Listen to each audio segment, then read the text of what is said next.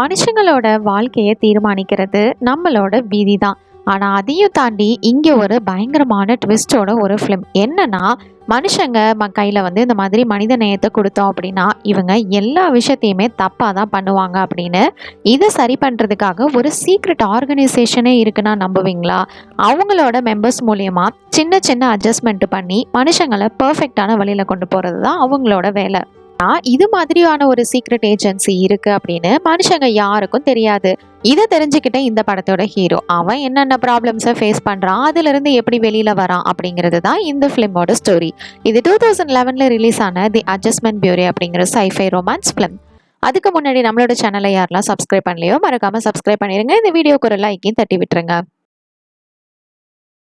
இந்த படத்தோட ஆரம்பத்துல படத்தோட ஹீரோவான டேவிட தான் காமிக்கிறாங்க. இவர் இப்ப நியூயார்க் சிட்டில அவரோட எலெக்ஷனுக்கான பிரச்சாரத்தை தான் பண்ணிட்டு இருக்கிறாரு. எல்லா மக்களும் கண்டிப்பா டேவிட் தான் வின் பண்ணுவாரு அப்படின்னு சொல்லிட்டு ஃபுல்லா வந்து என்ஜாய் பண்ணிட்டு இருக்காங்க. எந்த பக்கம் திரும்பினாலும் சரி, மேகசின், நியூஸ் பேப்பர்னு நம்ம ஆளோட பேரு தான் செம்ம ஃபேமஸா இருக்குது. எல்லாரோட வாழ்க்கையிலயும் சந்தோஷமான விஷயம் போயிட்டு இருக்கும் போது ஏதாவது ஒண்ணு குறுக்க வருமே, அதே மாதிரி டேவிடோட லைஃப்லயும் ஒரு டேர்னிங் பாயிண்ட் வருது. அவரோட காலேஜ் ரீயூனியன் அப்போ ஒரு பிராங்க் பண்ணியிருப்பாரு. ட்ரெஸ் இல்லாம ஒரு சேட்டை பண்றேன் அப்படின்னு சொல்லிட்டு ஒரு கலாட்டா பண்ணியிருப்பாரு. அந்த விஷயம் இப்போ வெளியில வந்து இவரோட மொத்த பேருமே டேமேஜ் ஆகுது. நடக்கிறதெல்லாம் கூட்டத்துக்குள்ள இருந்து ஹாரி அப்படின்ற ஒருத்தர் பார்த்துட்டு இருக்காரு. டேவிட தான் இவரு நோட்டம் பண்ணிட்டு அதுக்கப்புறம் ஒரு வினோதமான கால் பேசுறாரு. நீங்க ஒன்றும் கவலைப்படாதீங்க, என்கிட்ட புது பிளான்ஸ் இருக்கு, நான் பாத்துக்கிறேன் அப்படின்னு சொல்றாரு. ஒரு பக்கம் டேவிட் அவன் ஜெயிப்பான் அப்படிங்கிற ஒரு நம்பிக்கையே போயிருது. ஏன்னா இந்த ஒரு சின்ன விஷயம் அவனோட மொத்த கரியரையுமே காலி பண்ணிருது. ஐயோ, சும்மா வெளாட்டா பண்ண ஒரு சின்ன விஷயம் இவரோட லைஃப்ல இவ்வளோ பெரிய பிரச்சனையை கொண்டு வந்துருது. ஹாரி அவனோட பாஸான ரிச்சர்ட்ஸனை மீட் பண்றான். இவர் இருந்துட்டு மறுபடியும் டேவிட்டை நம்ம அவனோட பழைய ட்ராக்குக்கு கொண்டு வரணும் அப்படின்னு பேசிக்கிறாங்க. ஒரு பக்கம் டேவிடை பார்த்தா பாத்ரூம்ல இருந்துட்டு அவனோட ஸ்பீச்சுக்கு ரெடி பண்ணிட்டு இருக்கிறான். ஏன்னா தோத்தாலும் அவன் வந்து ஒரு ஸ்பீச் கொடுக்கணும்ல, அதை பத்தி அவன் வந்து ப்ரிப்பேர் பண்ணிட்டு இருக்கிறான். அப்படி அவன் ப்ரிப்பேர் பண்ணிட்டு இருக்கும்போது பார்த்தா ஏதோ சவுண்ட் கேட்குது. ரெஸ்ட் ரூம்ல என்னடா சத்தம் அப்படின்னு பார்த்தா அங்க ஒரு பொண்ணு வரான். இவளோட பேரு எலிஸ். எலிஸ் தான் இந்த படத்தோட ஹீரோயின். இவளோட கையில ஷூஸும் சரக்கு பாட்டிலும் இருக்குது. என்னாச்சு அப்படின்னு பார்த்தா இவ வந்து ஒரு கல்யாணத்தை வந்து நிறுத்திட்டு வந்திருந்திருப்பா. அதனால செக்யூரிட்டிஸ் கண்ணில் படாம எப்படியாவது ஒளிஞ்சுக்கணும்னு சொல்லிட்டு தான் நான் ஒளிஞ்சிட்டு இருந்தேன் இங்க அப்படின்ற மாதிரி இவ சொல்லிட்டு இருக்கிறா. இவங்க ரெண்டு பேரும் நிறைய விஷயங்கள் ஷேர் பண்ணி பேச ஆரம்பிக்கிறாங்க. உங்களோட அந்த பிராங்க் வீடியோ அது ரொம்பவே நல்லா இருந்தது அப்படிங்கிற மாதிரி இவ வந்து அந்த வீடியோவை பத்தி பேசுறா. அது வெளியில வந்த வரைக்கும் நல்லதுதான். ஏன்னா எனக்கு பெருசா இந்த அரசியல்லாம் ஈடுபாடு கிடையாது. எப்படியோ அது வந்ததுனால நான் தோத்துட்டேன் அப்படிங்கிற மாதிரி அவன் வந்து சந்தோஷமா தான் சொல்லிட்டு இருக்கான். இதை இவன் நம்பவே மாட்டேங்கிறா. ஏன்னா நீங்க வந்து மக்களோட மக்களா அந்த பிரச்சாரம் எல்லாம் பண்ணும்போது ரொம்பவே நல்லா இருந்தது, அதை நீங்க ரொம்ப சந்தோஷமா பண்ணீங்க அப்படின்னு திடீர்னு பார்த்தா இவங்க கிஸ் பண்ண ஆரம்பிச்சிடுறாங்க. பேசிட்டு தானடா இருந்தீங்க, டக்குன்னு ரெண்டு பேரும் கிஸ் பண்ண ஆரம்பிச்சிடுறாங்க. இதை வந்து கெடுக்கிற மாதிரி இவனோட மேனேஜர் சார்லி உள்ள வந்துட்டு உங்களோட ஸ்பீச்சுக்கு டைம் ஆச்சு, சீக்கிரம் வாங்க அப்படின்னு சொல்லிட்டு டேவிட வந்து கூட்டிட்டு போறான். இவளுக்கும் வந்து டைம் ஆனதுனால இவங்க ரெண்டு பேரோட இன்ஃபர்மேஷனை கூட வாங்காம அவளும் வந்து செக்யூரிட்டிஸ் துரத்துறாங்க அப்படின்னு சொல்லிட்டு வேக வேகமா அங்கிருந்து ஓட ஆரம்பிச்சிடுறா. டேவிட கான்டாக்ட் பண்ணணும் அப்படின்னு நினைச்சா கூட அவன் நம்பர் கூட இல்லை. இவன் கீழே வந்ததுக்கு அப்புறமா அவன் தயார் பண்ண அந்த ஸ்பீச்சை வந்து பேச ஆரம்பிக்கிறான். அப்போ ஒரு நிமிஷம் அவனுக்கு ஒரு விஷயம் ஸ்ட்ரைக் ஆகுது. அப்படியே ஸ்டாப் பண்ணிட்டு நம்ம ஏன் இவனுங்க எழுதி கொடுத்ததெல்லாம் படிக்கணும், நம்ம மனசுல தோன்றதை நம்ம பேசலாம் அப்படின்னு சொல்லிட்டு இவன் மனசுல என்ன தோணுதோ அதை வந்து மக்கள் முன்னாடி பேச ஆரம்பிக்கிறான். இது மாதிரி இவன் வந்து பேசுறது அங்க இருக்கிற மக்களுக்கு ரொம்பவே பிடிச்சு போயிருது. மறுபடியும் அவனால இவன் பேக் டு ஃபார்ம் வரான். அங்க இருக்கிற எல்லாருக்கும் இவனை ரொம்ப பிடிச்சு போய் அவனை சப்போர்ட் பண்ண ஆரம்பிக்கிறாங்க. இந்த டைம் எலெக்ஷன்ல அவன் தோத்துட்டான், ஒன்றும் பண்ண முடியாது. ஒரு மாசத்துக்கு அப்புறமா ஹாரியும் ரிச்சர்ட்ஸனும் உட்காந்து ஒரு பிளானை போடுறாங்க. இதை பாரு, எப்படியாவது அவனோட ஷர்ட்ல நீ காஃபியை கொட்ட வச்சுட்டு அப்பதான் அந்த பஸ்ஸை வந்து அவன் மிஸ் பண்ணுவான், புரியுதா, ஏதோ சொதப்பிடாத அப்படின்னு பேசிட்டு இருக்காங்க. டேவிடுக்கு வந்து இந்த மாதிரி அரசியல் இதெல்லாம் பெருசா இன்ட்ரெஸ்ட் இல்லைல்ல, அதனால அதெல்லாம் முடிஞ்சதுக்கு அப்புறமா சார்லியோட ஹெல்ப் மூலியமா ஒரு கம்பெனில வந்து இவன் ஒர்க் பண்ணிட்டு இருந்திருப்பான். இப்போ வந்து அந்த கம்பெனிக்கு தான் அவன் வந்து கிளம்ப போறான். ஒரு பக்கம் இந்த ஹாரி நல்லா உட்காந்து ஸ்டூல்ல தூங்கிடுறாரு.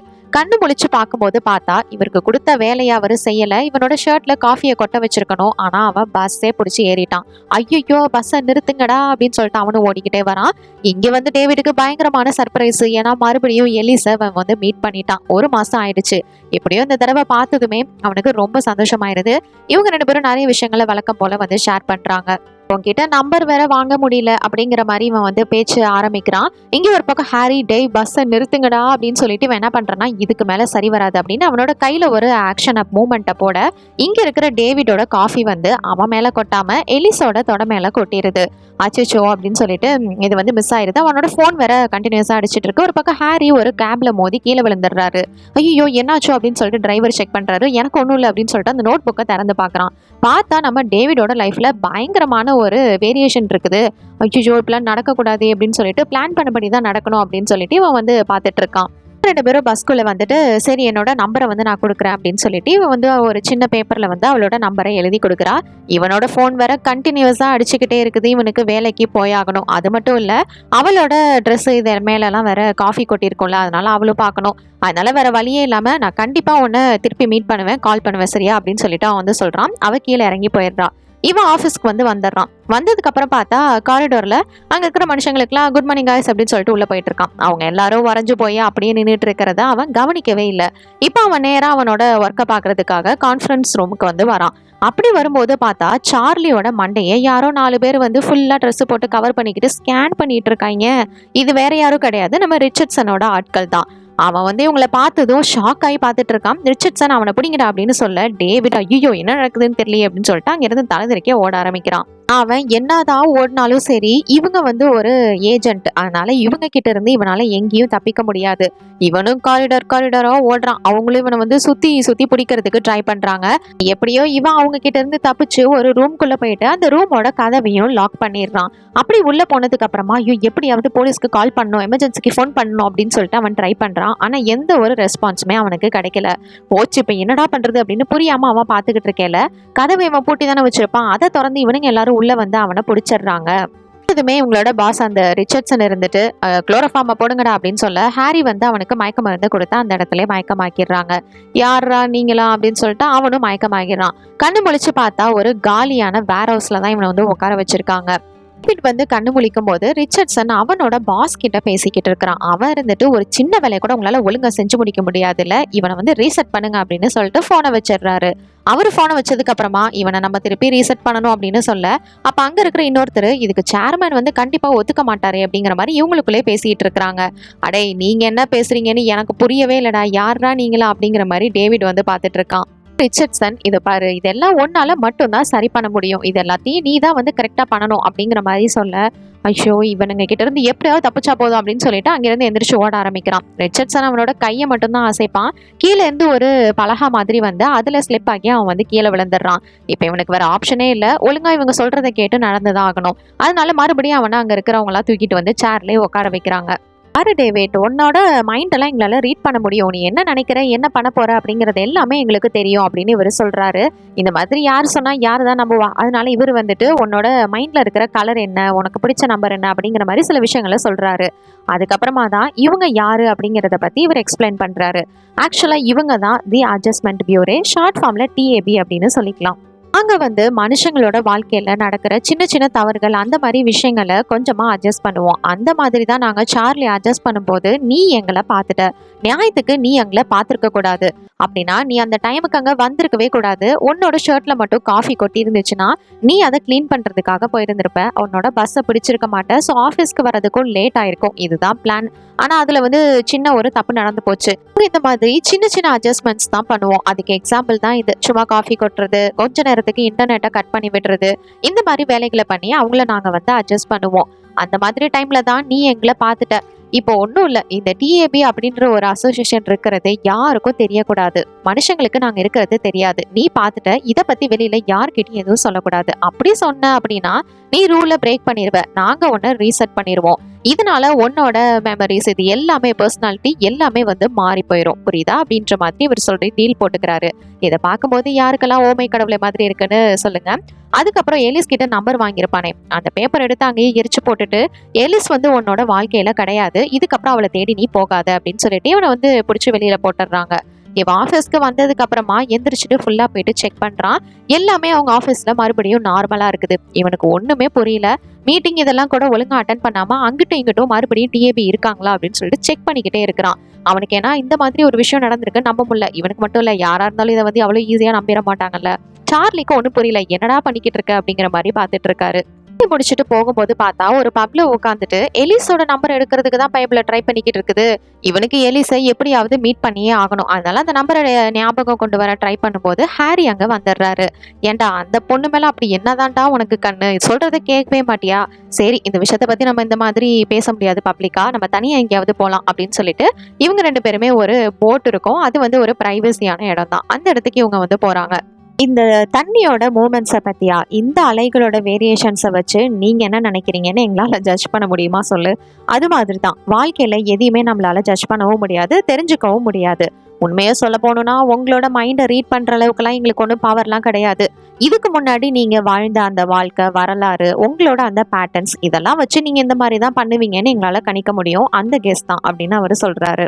மாதிரி உனக்கு எது நல்லதுன்றது நிச்சயமா எங்களுக்கு தெரியும். தயவு செஞ்சு இதுக்கப்புறம் எலிஸ் கிட்ட பேசவோ பார்க்கவோ ட்ரை பண்ணாத அப்படின்னு சொல்லிடுறாரு. இப்போ இதே மாதிரி 3 வருஷங்கள் கடந்துருது. ஒரு நாள் அவர் பஸ்ல எப்பயும் போற பஸ்ல ஏறி உட்காரும் போது பார்த்தா ரோட்ல எலிஸ் நடந்து போய்கிட்டு இருக்கா. அவளை பார்த்ததுமே அவனுக்கு செம ஷாக்கு, சந்தோஷமும் கூட. உடனே பஸ் நிப்பாட்டிட்டு பைப்ல இறங்கி வந்துட்டு அவளை பிளாக் பண்றான். இதே ரோட்ல தான் கிட்டத்தட்ட 3 வருஷமா நானும் பஸ்ல போய்கிட்டு வந்துகிட்டு இருக்கேன். ஆனா இது வரைக்கும் உன ஒரு தடவை கூட நான் பார்க்கவே இல்லை பாரு அப்படின்னு சொல்றான். அது மட்டும் இல்ல, உன்னோட நம்பரை நான் அன்னைக்கு மிஸ் பண்ணிட்டேன், அதனாலதான் கால் பண்ண முடியல அப்படின்னு சொல்லிட்டு இவங்க 2 பேரும் பேசிக்கிட்டே அந்த இடத்துல நடக்க ஆரம்பிக்கிறாங்க. அதோட உன்னை ஆன்லைன்லயும் நான் கண்டுபிடிக்க முடியல, ஏன்னா உன்னோட சர்நேம் வேற எனக்கு தெரியல அப்படிங்கிற மாதிரி இவன் பேசிட்டு வந்துட்டு இருக்கிறான். ஒரு பக்கம் இந்த டிஏபி இவனோட நோட் புக்ல மறுபடியும் வேரியேஷன் வரதை கவனிச்சிடுறாங்க. இதை பார்த்ததுமே அவரோட பாஸ் இருந்துட்டு ரிச்சர்ட்சனை பயங்கரமா திட்டிட்டு இருக்கிறாரு. உடனே ஆட்களை அனுப்புங்கடா, அவனை என்ன பண்றதுன்னு தெரியல, என்ன சொன்னாலும் கேட்க மாட்டானே அப்படின்னு சொல்லிட்டு அவங்க ஒரு பக்கம், இவங்க இருந்துட்டு நீங்க என்ன பண்றீங்க, எங்க வேலை பாக்குறீங்கன்ற மாதிரி ஷேர் பண்ணிக்கிறாங்க. இப்ப எலிஸ் ஒரு பேலட் கம்பெனில டான்சரா இருக்கிறாங்க. அதை பத்தி ஷேர் பண்ணிக்கிட்டே இவங்க ஒரு ஹோட்டலுக்கு வராங்க. பிரேக்ஃபாஸ்ட் சாப்பிடலாம் அப்படின்னு சொல்லிட்டு இவங்க காஃபி எல்லாம் சாப்பிட்டுக்கிட்டே பேச ஆரம்பிக்கிறாங்க. எல்லாத்தையும் தூரத்துல இருந்த ரிச்சர்ட்சனும் அவனோட ஆட்களும் பார்த்துக்கிட்டு தான் இருக்கிறாங்க. இவங்களோட நோட் புக்கை பார்த்தா எலிஸோட வாழ்க்கையிலயும் சரி, நம்ம டேவிட்டோட வாழ்க்கையிலயும் சரி பயங்கரமான வேரியேஷன்ஸ் வருது. இவனை எப்படியாவது தடுக்கணும்டா, இவன் மட்டும் இப்படியே பேசிக்கிட்டு இன்னும் க்ளோஸா போனா அவ்வளவுதான் அப்படிங்கிற மாதிரி இவங்க ஒரு பிளானை போடுறாங்க. இவங்க என்ன பண்றாங்கன்னா சார்லி அந்த இடத்துக்கு அனுப்பிடுறாங்க. பாஸ் உங்களுக்கு சீக்கிரமா கிளம்பி வாங்க, மீட்டிங் இருக்கு டேவிட் அப்படின்னு சொல்லிட்டு டேவிட கூட்டிட்டு அங்க இருந்து போறதுக்காக அவன் வந்திருப்பான். வேற வழி இல்லை, இவங்க சீக்கிரமா கிளம்பி ஆகணும். இந்த டைம்ல இவங்க 2 பேரும் கிளம்புறதுக்கு முன்னாடி கிஸ் அடிச்சிட போறாங்க அப்படின்னு சொல்லிட்டு இவன் சார்லிக்கு ஒரு மெசேஜை போட்டு விட்டுறாங்க. என்னன்னா இந்த இடத்துல டிவி க்ரூ அந்த மாதிரிலாம் இருக்கு, அதனால ஏதோ தப்பா பண்ணிடாதீங்க, திருப்பி பேர் கெட்டு போயிடும் அப்படிங்கிற மாதிரி ஒரு இதை போட்டிருக்காங்க. அதை இவன் கிட்டேயும் சொல்லி நம்ம சீக்கிரமா இங்க இருந்து போய் ஆகணும், சீக்கிரம் வாங்க டேவிட் அப்படின்னு சொல்லிட்டு சார்லியும் எது ஃபோர்ஸ் பண்ணிட்டு இருக்கிறான். அப்ப இவன் இருந்துட்டு அவளோட கண்ணத்துல கிஸ் பண்ணிட்டு நான் கண்டிப்பா உன்னை திருப்பி மீட் பண்ண வருவேன், நீ எனக்காக வெயிட் பண்ணு அப்படின்னு சொல்லிட்டு இவனோட மீட்டிங் வரான். மீட்டிங்ல அவனுக்கான ஸ்பீச் எல்லாத்தையுமே பேசிட்டு இருக்கான். அப்ப எலிஸ்க்கு பார்த்தா ஒரு மெசேஜ் வருது. இவளோட ரிஹர்சல் எல்லாமே இப்போ மாறப்போகுது அப்படின்னு சொல்லிட்டு இவளுக்கு நாளைக்கு நைட்டு ஒரு ஷோ இருந்திருக்கும். அந்த ஷோவோட அட்ரஸ் எல்லாத்தையுமே இவன் கிட்ட டேவிட் கிட்ட சொல்லி இருந்திருப்பா. இப்போ அதை டிஏபி மாத்திடுறாங்க. டேவிட் அவனோட ஸ்பீச்சை முடிச்சதுக்கு அப்புறமா இன்டர்வியூ இருக்கும். ஆனா தூரத்துல ரிச்சர்ட்சன் அவனோட ஆட்களும் இவனை ஃபாலோ பண்றத அவன் கவனிச்சிடுறான். அதை பார்த்ததுமே ஏதோ ஒன்று தப்பா இருக்கு, நான் உடனே போய் ஆகணும், என்னோட இன்டர்வியூ எல்லாம் கேன்சல் பண்ணுங்க அப்படின்னு சொல்லிட்டு சார்லிட்ட சொல்லிட்டு அவன் வேக வேகமா அங்கிருந்து ஓட ஆரம்பிக்கிறான். நேரா அங்கிருந்து அந்த பேலட் கம்பெனிக்கு தான் போயிருப்பான். பார்த்தா அந்த கம்பெனியவே இழுத்து மூடி இருக்கிறானுங்க. சரி ஃபோன் பண்ணலாம் அப்படின்னு சொல்லிட்டு ஃபோன் ட்ரை பண்றான். ஆனா அவங்க உடனே கட் பண்ணிடுறாங்க. எந்த ஒரு இன்ஃபர்மேஷனும் கொடுக்க மாட்டேங்கிறாங்க. சரி நம்ம ஃபோன்ல இருந்து பண்ணாதான் இந்த மாதிரி இருக்கும் அப்படின்னு சொல்லிட்டு அவன் என்ன பண்றான்னா வேற யாராவது ஃபோன்ல இருந்து ட்ரை பண்ணலாம் அப்படின்னு சொல்லிட்டு வாங்கி ட்ரை பண்றான். ஆனா எதுவும் வேலைக்காகல. இவங்க 2 பேரும் இவனை தடுத்து நிறுத்தவே முடியாதாடா அப்படின்னு சொல்லிட்டு பார்த்துக்கிட்டு இருக்கிறானுங்க. இவனும் அங்கேயும் இங்கேயும் அந்த சிட்டி முழுக்க ஓட ஆரம்பிக்கிறான்.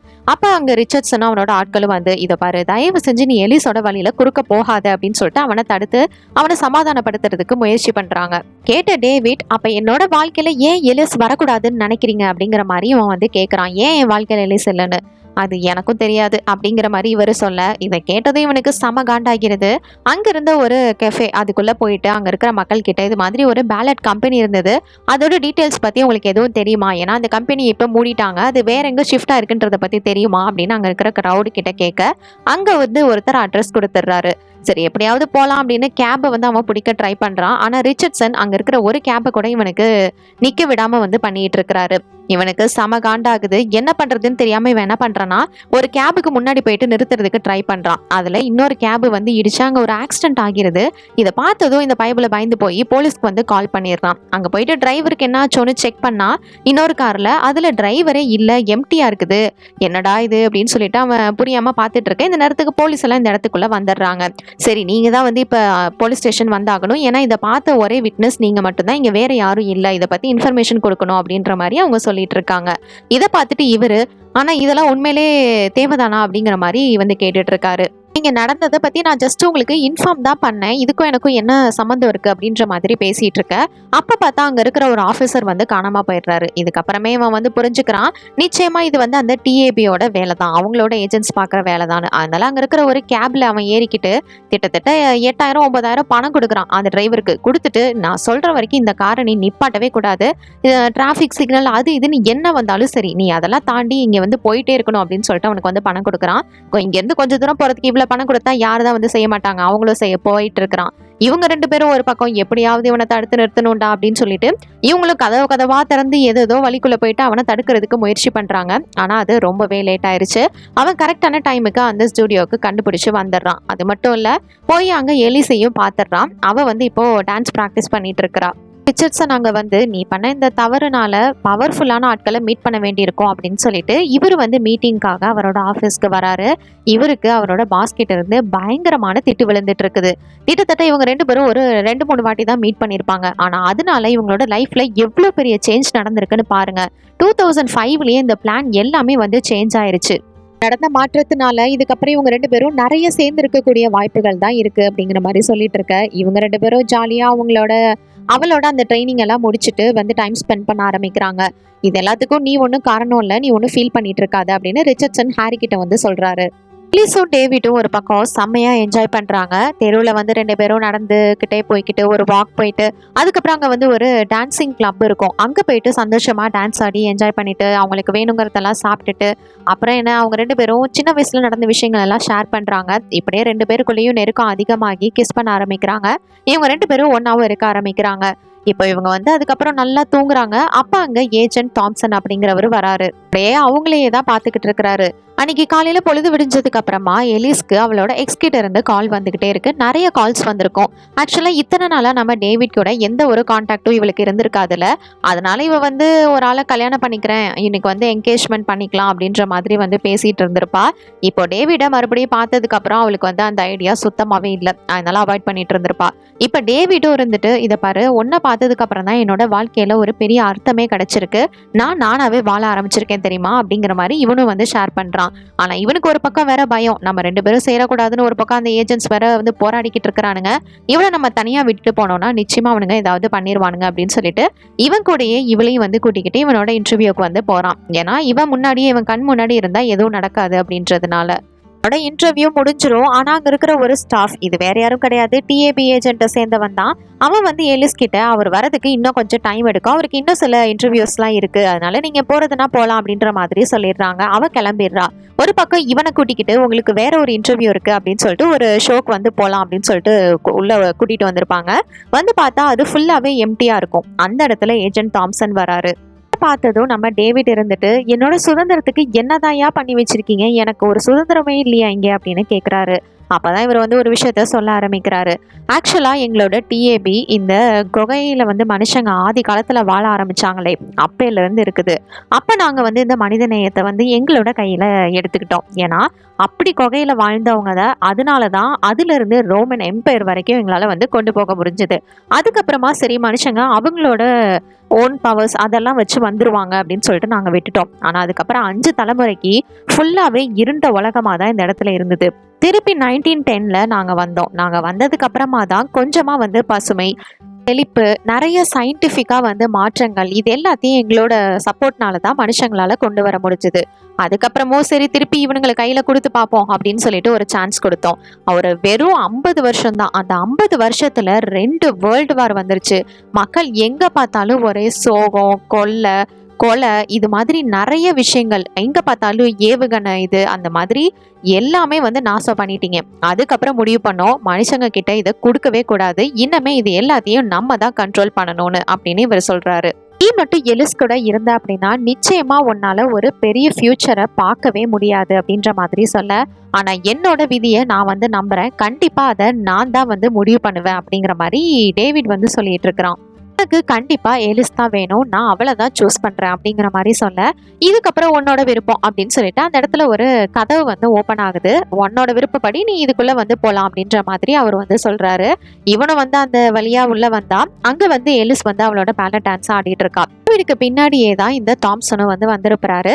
இதோ பாரு, நீ மட்டும் அவ கூட இருந்த அப்படின்னா நிச்சயமா அவளால ஒரு பெரிய ஆளா ஆக முடியாது, அவளும் இந்த உலகத்திலே தலை சிறந்த ஒரு டான்சரா ஆவா. ஆனா நீ மட்டும் அவ கூட இருந்தனா நிச்சயமா இந்த மாதிரி பிள்ளைங்களுக்கு சொல்லி கொடுத்துக்கிட்டு சாதாரண ஒரு டீச்சரா தான் அவ இருப்பா. இதுக்கப்புறமும் நீ தான் வந்து முடிவெடுக்கணும் அப்படிங்கிற மாதிரி இவன் சொல்றான்.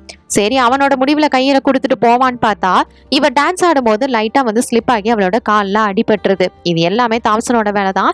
இதை பார்த்ததும் டேவிட் அவளை தூக்கிக்கிட்டு உடனே ஹாஸ்பிட்டலுக்கு வரான். ஹாஸ்பிட்டல்ல அவளுக்கு தேவையான எல்லா டெஸ்டையுமே வந்து எடுத்து பார்த்துட்டு இருக்கிறாங்க. டைம்ல தாம்சன் அங்க வந்துட்டு இதை பாரு, இது எல்லாமே ஒரு ஆக்சிடென்ட், அதுவும் இது எல்லாத்துக்கும் காரணம் நீ தான் டேவிட் அப்படிங்கிற மாதிரி டேவிட்டை வந்து இதுல கார்னர் பண்ண, அவனுக்கு செம கோவம் வந்து அந்த ஆள் அங்கேயே ஒரு அடி பஞ்ச் கொடுத்துட்றாரு. அப்ப கூட இந்த ஏஜென்ட் கோவம்லாம் படல. இதை பாரு, இதுக்கப்புறமும் முடிவு உன் கையில தான் இருக்கு. இப்போ அவளுக்கு சாதாரண அடி தான் பட்டிருக்கு, ஆனா இதே மாதிரி நீ போயிட்டு இருந்த அப்படின்னா என்ன வேணாலும் நாளைக்கு ஆகலாம் அப்படிங்கிற மாதிரி சொல்லிட்டு அந்த ஏஜென்ட் தாம்சன் அங்கிருந்து கிளம்பிடுறாரு. அவர் போனதுக்கு அப்புறமா டேவிட் வந்து இப்போ டாக்டரை போயிட்டு பாக்குறான். அப்ப வந்து இவளோட காலில் வந்து ஸ்கேனிங் இது எல்லாமே பார்த்துட்டு இது ஒரு சின்ன அடிதான் அப்படின்னு சொல்லியிருப்பாங்க. 1 or 2 monthsல அவ ஃபுல்லா ரெக்கவர் ஆயிருவா அப்படின்னு சொல்லியிருப்பாங்க. இதெல்லாம் பார்த்த டேவிடுக்கு அவன் சொன்ன மாதிரி நம்மளால இவளுக்கு எந்த ஒரு ஆபத்தும் வந்துடக்கூடாது அப்படின்னு சொல்லிட்டு, சரி இதுல பெரிய இஷ்யூ ஒன்றும் இல்லை அப்படின்றத புரிஞ்சுக்கிறான். எனக்கு வந்து இப்போ முக்கியமான வேலை இருக்கு அப்படின்னு சொல்லிட்டு கடைசியா அவளை வந்து ஹக் பண்ணிட்டு ஒரு குட் பை கூட சொல்லாம இங்கிருந்து இதுக்கப்புறம் இவளை நம்ம பார்க்கவே கூடாது, பேசக்கூடாது அப்படின்னு சொல்லிட்டு அவன் அங்கிருந்து கிளம்பி வந்துடுறான். எல்லாமே ஏஜென்ட் தாம்சன் சொன்ன ஒரு வார்த்தை தான். என்ன சொல்லியிருப்பாரு அப்படின்னா, இது வந்து நீ இப்படியே பண்ணிட்டு இருந்த அப்படின்னா உன்னோட வாழ்க்கையில வரக்கூடிய பெரிய பெரிய ஆப்பர்ச்சுனிட்டிஸை மிஸ் பண்ணிடுவ. அவளுக்கும் அதே மாதிரி தான், அவனோட வாழ்க்கையில ஒரு பொறுப்பற்ற இதமா தான் இருப்பா அப்படின்ற மாதிரி சொல்லியிருப்பாரு. அதனால இவன் வந்து விட்டுட்டு வந்துடுறான். இப்போ அவளுக்கும் சேஃபா இருக்கணும் அப்படின்னு கிட்டத்தட்ட 11 மாதங்கள் வந்து போயிருது. இப்போ அவன் மறுபடியும் வந்து நல்ல பாப்புலர் ஆக ஆரம்பிக்கிறான். அப்ப இவனோட அசிஸ்டன்ட் சார்லி அவர் வந்துட்டு ஒரு நியூஸ் பேப்பர்ல ஒரு இன்ஃபர்மேஷனை கொண்டு வராரு. என்னன்னு பார்த்தா இவன் இதுக்கு முன்னாடி லவ் பண்ணிட்டு இருந்தால எலிஸ், அந்த பொண்ணுக்கு அவனோட எக்ஸ் கூடயே வந்து மேரேஜ் ஆக போகுது, அதுவும் இன்னும் ஒரு வாரத்துல. இதை பார்த்துதான் அவனுக்கு மனசு உடஞ்சு போயிருது. இருந்தாலும் அதை பத்தி பெருசா கண்டுக்காம வேலையில கவனம் செலுத்துவான் அப்படின்னு சொல்லிட்டு அவன் வேலை பார்க்க ஆரம்பிக்கிறான். அப்போ அந்த டைம்ல ஏஜென்ட் ஹாரி இருக்கார்ல, அவரு வந்து இவனை மீட் பண்றாரு. ஆக்சுவலா இந்த ஏஜென்ட் தாம்சன் சொன்ன எல்லாமே பொய் தான், அவன் வந்து உன்னோட வாழ்க்கையில ஒன்றும் பொறுப்பற்ற கேரக்டர்லாம் கிடையாது அப்படிங்கிற மாதிரி இவர் சொல்றாரு. இன்னும் சொல்ல போனா அவ இருக்கிறதுனால தான் உன்னோட லைஃப்ல நீ ஒரு பாசிட்டிவ் இதவே வந்து அடைஞ்சிருக்கிற. அவ இருக்கும்போது மட்டும்தான் நீயா இருந்திருக்கிற. அதனால நிச்சயமா அவ உன்னோட பாசிட்டிவ் சைடு தான். அவ மட்டும் உன் கூட இருந்தானா நீ எந்த விஷயத்தையுமே வந்து நிச்சயமா ஜெயிக்க முடியும். என்ன உன்னால ஒயிட் ஹவுஸ்க்கு போயிட்டு பிரசிடென்டாலாம் ஆக முடியாது, இருந்தாலும் நீ உன்னோட வாழ்க்கையில உனக்கு பிடிச்ச மாதிரி ரொம்பவே சந்தோஷமா இருந்திருப்ப அப்படின்னு சொல்லும்போது இவன் மறுபடியும் எலிசா தான் சூஸ் பண்றான். ஆனா நாளைக்கு கல்யாணம், இப்ப நான் என்ன பண்ண போறேன், எப்படி பண்ண போறேன், எதுவுமே எனக்கு புரியலையே அப்படின்னு சொல்லிட்டு டேவிட் கேட்கும் போதுதான் ஹாரி வந்து அவனுக்கு ஹெல்ப் பண்றான். இதை பாரு, நான் வந்து உனக்கு கண்டிப்பா ஹெல்ப் பண்றேன், ஆனா இது வந்து தாம்சனுக்கு தெரிஞ்சிடவும் கூடாது, அவரோட கண்ணில் படாம நம்ம இதை செஞ்சாகணும் அப்படின்னு சொல்லிட்டு இவனோட இடத்துக்கு வந்து இவனை கூட்டிட்டு வரான். தாம்சனே இதெல்லாம் பண்றான் அப்படின்னு பார்த்தா அவனோட அண்ணா இறந்ததுக்கு அப்புறமா இவங்க அப்பா தான் இந்த மாதிரி டிஏபில ஒரு ஏஜென்ட்டா இருந்திருப்பாரு. இவனையும் இந்த மாதிரி பொறுப்பு இல்லாம விட்டுறக்கூடாது அப்படின்றதுக்காக ஒரு சக்சஸ்ஃபுல் மேனா கொண்டு வரணுன்றதுக்காக தான் இதெல்லாம் பண்ணிட்டு இருக்காரு அப்படிங்கிற மாதிரி இவன் சொல்றான். இவன் எல்லாத்தையும் கேட்டதுக்கு அப்புறம் சரி எப்படியாவது இப்போ எலிசா வந்து நான் போயிட்டு கல்யாணம் பண்ணி ஆகணும் அப்படின்னு சொல்லிட்டு ஹெல்ப் கேட்கறான். அதனால இவனும் அவங்களோட ஏஜென்ட் இருக்கிற இடத்துக்குலாம் கூட்டிட்டு வந்துட்டு என்னென்ன பண்ணணும், எப்படிலாம் வந்து டெலிபோர்ட் பண்ணணும் அப்படிங்கிற மாதிரி இவனுக்கு வந்து வித்தையை கற்றுக் கொடுக்குறான். இங்க போற வழி எல்லாமே வந்து கதவுகள் இருக்கும். அந்த கதவோட டோர் நாப் இருக்குல்ல, அதை வந்து கிளாக் வைஸ்ல தான் நீ எப்பயுமே வச்சிருக்கணும். அப்பதான் அந்த கதவு ஓப்பன்லேயே இருக்கும், லாக் ஆகாம. அதே மாதிரி எந்தெந்த கதவை யூஸ் பண்ணி எந்தெந்த பிளேஸ்க்கு டெலிபோர்ட் ஆகணும். ஈஸியா அப்படி நினைச்சோனையும் டெலிபோர்ட் பண்ணிட முடியாது. அதுக்கு ஒரு விசேஷமான தொப்பி இருக்கு. இந்த தொப்பியை தான் ஹாரி எப்பயுமே தலையில போட்டுட்டு இருந்திருப்பாரு போல. அந்த மாதிரி போட்டுக்கிட்டா இவங்களால ஈஸியா வந்து டெலிபோர்ட் ஆக முடியும். இவங்க ஏஜென்ட்ஸ் அப்படிங்கிற விஷயமும் இவங்களோட டிபார்ட்மெண்ட்ல தெரியும். இது எல்லாத்தையும் இவனுக்கு சொல்லி கொடுத்துட்டு எப்படி எப்படி போகணும், என்னென்ன பண்ணணும் அப்படிங்கிற எல்லாத்தையும் சொல்லிட்டு தாம்சன் கண்ணிலையும் படாம இருக்கணும் டைவர்ட் பண்றதுக்கு. அதனால இவங்க வெளியில வரும்போது பார்த்தா செம மழை பெஞ்சுக்கிட்டு இருக்குது. இருந்தாலும் தாம்சனோட ஆட்கள் வந்து கண்டுபிடிச்சிடுறாங்க அவன் வேற வழியில போயிட்டு இருக்கான்னு. உடனே இவன் வந்து ஆட்களை சேர்த்து அவனை வந்து உடனே கண்டுபிடிங்க அப்படின்னு நிறைய ஆட்களை அனுப்ப ஆரம்பிக்கிறான். இவனும் ஒரு பக்கம் எல்லா வழியிலையும் வந்து பூந்து பூந்து எப்படியாவது அந்த கல்யாணம் நடக்கிற இடத்துக்கு போயாகணும். அதனால ஒவ்வொரு கதவா வந்து போக ஆரம்பிக்கிறான். இடையில வந்து ஒருத்தர் மேல வர மோதி அந்த தொப்பி கீழே விழுந்துருது. அதே டைம்னு வேற பார்த்து இந்த இடத்துல இன்னும் எலிஸ் வந்து மணமேடைக்கு வந்திருக்க மாட்டா. என்னாச்சு அவளுக்கு, ஏன் இப்படி லேட் பண்ணிட்டு இருக்கா அப்படின்னு சொல்லிட்டு அங்க இருக்கிறவங்க எல்லாம் வேற பேசிக்கிட்டு இருப்பாங்க. இங்க ஒரு பக்கம் டேவிட் வந்து நிறுத்தல, மறுபடியும் அந்த ஹேட் எடுத்து போட்டுக்கிட்டு ஐயோ எப்படியாவது சீக்கிரம் போய் ஆகணுமே அப்படின்னு சொல்லிட்டு அவனும் வந்து ஒவ்வொரு இதா அவன் சொல்லி கொடுத்த மாதிரி ஹாரி சொல்லி கொடுத்த மாதிரி கரெக்டா ஃபாலோ பண்ணிக்கிட்டு எப்படியோ இந்த இடத்துக்கு வந்துடுறான். கிங் ஹாலுக்கு பயபுல வருவான்னு பார்த்தா ரெஸ்ட் ரூமுக்கு வந்திருப்பான். இதுக்கு முன்னாடி இவங்க 2 பேரும் மீட் பண்ண இடம் கூட அதுதான். இங்க வந்ததுமே உனக்கு எவ்வளவு திமிர் இருந்தா நீ என்னை வந்து அவாய்ட் பண்ணிருப்பல, நீ என்ன கொஞ்சம் கூட கண்டுக்கவே இல்லை அப்படிங்கிற மாதிரி இவ கத்திக்கிட்டு இருக்க. தாம்சன் அங்க வந்துடுறாரு. அது அவ்வளவுதான், அங்க இருக்கிற ஏஜென்சி யார் வந்தாலும் சரி அவங்க எல்லாத்தையும் ஒரே போடுதான். அவங்க கையில நோட் புக் வேற இருக்கும்ல, அதை எடுத்து இவளுக்கு புரிய வைக்கிறதுக்கு இவன் ட்ரை பண்றான். இது பாரு, நான் சொல்றதெல்லாம் உண்மைதான், இங்க இவ்வளவு பெரிய விஷயங்கள் நடந்திருக்கு. இந்த கொலாப்ஸ்னாலதான் நான் வந்து உன்னை பார்க்கல, நான் பேசல. மற்றபடி நீ தான் என்னோட வாழ்க்கையே, எனக்கு நீ தான் கண்டிப்பா வேணும். பக்கம் இவன் இப்படி பேசிக்கிட்டு இருக்க, இன்னொரு பக்கம் வந்துட்டு ஏஜென்ட்ஸ் எல்லாரும் வேற இவங்கள சரௌண்ட் பண்ணிடுறாங்க. இப்ப இவளுக்கு வந்து வேற வழி இல்ல, நான் சொல்றத நீ நம்புற அப்படின்னா என் கூட வா அப்படின்னு சொல்லிட்டு இவன் என்ன பண்றான்னா அங்க இருக்கிற ஒரு கதவை வந்து கிளாக் வைஸ் செட் பண்ணிட்டு ஒரு ஸ்டேடியமுக்கு இவன் வந்து கூட்டிட்டு வந்துடுறான். என்னடா இது, எப்பரா ஸ்டேடியம்க்கு வந்தோம் அப்படின்னா அவளுக்கு ஒண்ணுமே புரியல. இப்பவாவது நான் சொல்றத நீ நம்புறியா, நீ என்ன நம்பினா என் கூட வரலாம், இல்லனா நீ இங்கே இருக்கலாம் அப்படின்னு சொல்ல இவளும் வந்து டேவிட தான் சூஸ் பண்றா. அதனால அவனும் ஒவ்வொரு கதவா திறந்து திறந்து வேற வேற இடத்துக்கு மாத்தி மாத்தி கூட்டிட்டு போக அந்த சிட்டியே ஃபுல்லா ரவுண்ட் அடிக்கிறாங்க. இதனால அவளுக்கு பேனிக் அட்டாக்கே வந்துரும் போல. ஏன்னா இந்த மாதிரி திடீர்னு யாரையாவது இப்படி கூட்டிட்டு போனா யாருக்கு தான் வந்து பயமா இருக்காது. அதனால அவளும் ரொம்பவே பயந்து போயிடுறா. தாம்சனும் விடாம வந்து அவனோட ஏஜென்ட்ஸை வச்சுக்கிட்டு அவனை ஃபாலோ பண்ணிக்கிட்டே துரத்திட்டு வந்துட்டு இருக்காங்க. கடைசியா ஒரு இடத்துல போயிட்டு நின்னா அங்க வந்து ஸ்டாச்சு ஆஃப் லிபர்ட்டி அதை பார்த்ததுமே அவளுக்கு ஆயிருது. அதனால அப்படியே உறைஞ்சு போய் அதவே வந்து பாத்துக்கிட்டு இருக்கிறா. இதை பாரு, நீ தயவு செஞ்சு என்ன நம்பிதான் ஆகணும், புரியுதா? என்ன நம்பினா அப்படின்னா திரும்பியும் என் கூட வா அப்படின்ற மாதிரி அவன் வந்து சொல்றான். சரி, இவளும் வந்துட்டு டேவிட் இவளுக்கு ரொம்பவே பிடிக்கும் தான், வேற வழி இல்லாம தான் இவன் எதுவுமே கான்டாக்ட் இல்லையேன்னு எக்ஸை வந்து மேரேஜ் பண்ணிக்க போயிருந்திருப்பா. இப்ப இவளை வந்து டேவிட முழுமையா நம்புறதுனால நீ என்ன சொன்னாலும் நம்புறேன் அப்படின்னு வந்து சொல்லிட்டு இவன் கூட வந்து போறா.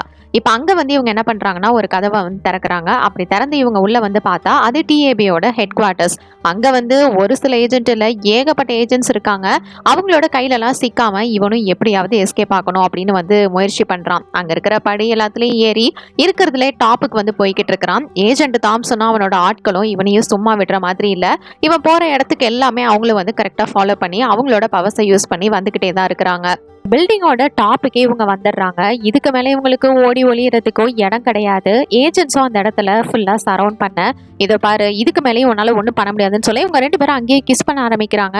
இந்த மாதிரி 2 பேருமே ஐ லவ் யூ அப்படின்னு சொல்லிட்டு இருக்காங்க. அப்ப பார்த்தா அங்க இருந்த மற்ற ஏஜென்ட்ஸ் எல்லாருமே மறைஞ்சு போயிடுறாங்க. ஆனா தாம்சன் மட்டும் அதே இடத்துல தான் நின்றுட்டு இருக்கிறான். நான் உங்களோட விதியை மாற்றி எழுதுறேன் அப்படின்னு சொல்லிட்டு அவன் வந்து இவங்களோட விதியை மாற்றுறதுக்கு ட்ரை பண்ணுறான். ஆனால் எந்த ஒரு சேஞ்சஸுமே நடக்கலை. என்னடா இது அப்படின்னு சொல்லிட்டு அவனே ஷாக்கிங்கில் பார்க்கும்போது ஹாரி வந்து இவனுக்காக ஒரு மெசேஜை கொண்டு வந்து கொடுக்குறான். அதை அவன் படித்து பார்த்துட்டு எதுவுமே பேசாமல் அமைதியாக அங்கிருந்து கிளம்பி போயிடுறான். ஆக்சுவலாக அது என்ன மெசேஜ் அப்படின்னு பார்த்தா இவங்களோட சேர்மன் கிட்ட இருந்து தான் வந்திருக்கும். நீங்கள் இவ்வளோ ரிஸ்க் எடுத்ததை பார்த்ததுக்கு அப்புறமா அவர் உங்களுக்கு ஒரு சான்ஸ் கொடுத்துருக்காரு. இதுக்கப்புறம் உங்களோட வாழ்க்கையை உங்களோட விதிப்படி நீங்களே வந்து வாழலாம், அதை நீங்களே வந்து முடிவு பண்ணலாம், நாங்க எதுவுமே வந்து குறுக்கிட மாட்டோம் அப்படின்னு வந்து சொல்றாரு. உன்னோட சுதந்திரத்துக்கு ஒரு பரிசு கிடைச்சாச்சு, இதை வந்து சேர்மனே கொடுத்திருக்கிறாரு. இதுக்கப்புறம் நாங்க எந்த ஒரு பிளானுமே போடல, ஒரு புது டைரியை வந்து நாங்க கொடுக்குறோம் பிளைனா, நீங்களே உங்களோட வாழ்க்கையை தேர்ந்தெடுங்க அப்படிங்கிற மாதிரி சொல்றாரு. அதுக்கப்புறம் என்ன, இவங்க 2 பேரும் ரொம்பவே சந்தோஷமா அந்த இடத்துல வாழ ஆரம்பிக்கிறாங்க. மக்களோட ஒவ்வொரு டெவலப்மெண்ட்டுக்காகவும் தான் இந்த டிஏபி வந்து போராடிட்டு இருந்திருக்காங்க. ஆனா அதுவே ஒரு கட்டத்துல அவங்களுக்கு பிடிக்காத வாழ்க்கையை ஃபோர்ஸ் பண்ணி வாழ வைக்கிற மாதிரி கொண்டு போயிருது. இதனாலதான் இதுக்கப்புறமாவது உங்களோட விருப்பப்படியே நீங்க வாழுங்க அப்படின்னு சொல்லிட்டு அவங்களோட கையிலேயே அந்த மனித நேயத்தை திருப்பி கொடுக்குறாங்க.